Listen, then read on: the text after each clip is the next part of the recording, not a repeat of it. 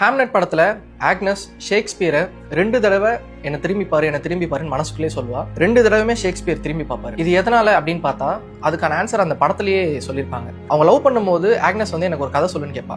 அப்போ ஷேக்ஸ்பியர் அந்த ஆர்ஃபியஸ் யூரிடிசி அந்த மித்தாலஜி கதையை சொல்வார். அந்த கதை என்னன்னா, ஆர்ஃபியஸ் ஒரு man of music, man of poetry. அவனால இசை மூலயமா எதை வேணாலும் யாரை வேணாலும் கிறங்கடிக்க முடியும். அப்படிப்பட்ட ஒருத்தன் யூரிடிசியை லவ் பண்ணி கல்யாணம் பண்ணிக்கிறான். கல்யாணத்தன்னைக்கு யூரிடிசியை ஒரு பாம்பு குத்தி யூரிடிசி இறந்துடுறான். ஆர்ஃபியஸ் என்ன பண்றாருன்னா, இங்க இருந்து மரண உலகத்துக்கு போய் யூரிடிசியை மீட்டு கொண்டு வரதுக்காக போறாரு. அங்க இசையால கிறங்கடிச்சு அந்த மரண உலகத்தோட தலைவன் ஹேடிஸை கன்வின்ஸ் பண்ணிடுறாரு. அங்க இருக்கிற எல்லாருமே அரக்கர்கள். அந்த அரக்கர்களே இவருடைய இசையை கேட்டு கண்ணீர் விட்டு, இவ்வளவு பரிசுத்தமான ஒரு காதல் உன்னுடைய யூரிடிசி இந்த உலகத்துல இன்னும் கொஞ்ச நாள் வாழட்டும், நான் அனுமதிக்கிறேன்னு சொல்லிட்டு அனுமதிக்கிறேன். பட் அண்டர் ஒன் கண்டிஷன், நீங்க இருந்து யூரிடிசியை கூட்டிட்டு போகும்போது நீ முன்னாடி போனோம், அவ உன்னை ஃபாலோ பண்ணிட்டு பின்னாடி வரணும். இந்த மரண உலகத்தோட வாசலை கடக்கிற வரைக்கும் நீ அவளை திரும்பி பார்க்கவே கூடாது. நீ அவளை திரும்பி பார்த்துட்டனா அவ